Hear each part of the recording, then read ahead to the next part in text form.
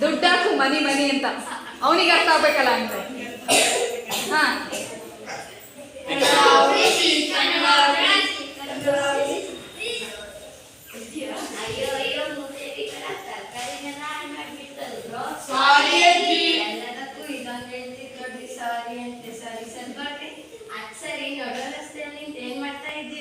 ನಾವು ಹುಟ್ಟು ಕನ್ನಡ ಹೋರಾಟಗಾರರು.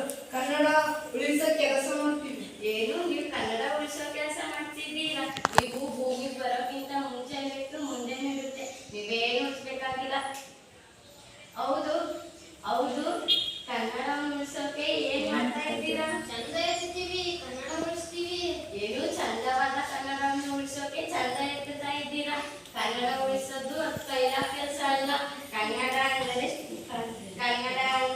ಶಕ್ತಿ, ಕನ್ನಡ ಅಂದರೆ ನಾಡು, ಕನ್ನಡ ಅಂದರೆ ನುಡಿ, ಕನ್ನಡ ಅಂದರೆ ಪ್ರೀತಿ, ಕನ್ನಡ ಅಂದರೆ ಸ್ನೇಹ, ಕನ್ನಡ ಅಂದರೆ ಜೀವನ.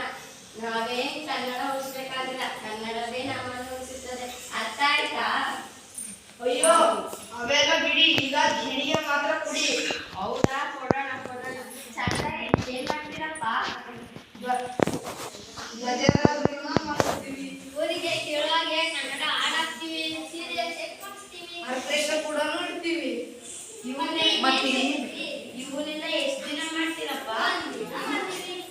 ಓ, ಇದನ್ನೆಲ್ಲ ಒಂದಿನ ಮಾಡ್ಬಿಟ್ರೆ ಕನ್ನಡ ಉಳಿಸಿರುತ್ತಾ? ಕನ್ನಡ ಉಳಿಸೋಕೆ ಚಂದ ಇರ್ಬೇಕಾಗಿಲ್ಲ, ಚಂದವಾಗಿ ಮಾತಾಡ್ಬೇಕು ಆಗಿಲ್ಲ. ಅಂದವಾಗಿರೋ ಕನ್ನಡ ಭಾಷೆಯನ್ನು ಚಂದವಾಗಿ ಮಾತಾಡಿದರೆ ಸಾಕು. ಕನ್ನಡನು ಕಡಿಮೆ ಬಳಸಿ ಜಾಸ್ತಿ ಉಳಿಸೋದನ್ನು ಬಿಟ್ಟು ಜಾಸ್ತಿ ಬಳಸಿ ಆಗ ಕನ್ನಡ ನಮ್ಮನ್ನು ಉಳಿಸುತ್ತದೆ. ಗೊತ್ತಾಯ್ತಾ? ಬರೋಣ. ಗೊತ್ತಾಯ್ತು ಅಜ್ಜಿ.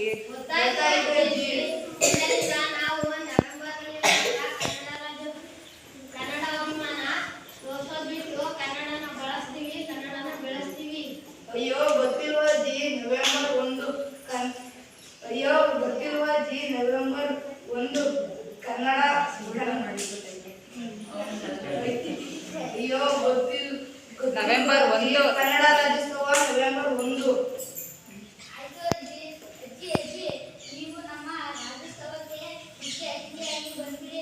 ಹೇಗೂ ಹೇಗೋ ಭಾಷಣ ಒಳ್ಳೆ ಸಖತ್ತಾಗಿ ಮಾಡ್ತೀರಾ. ನಮ್ಮ ಜನರಿಗೆ ತಿಳಿಸ್ಕೊಡಿ.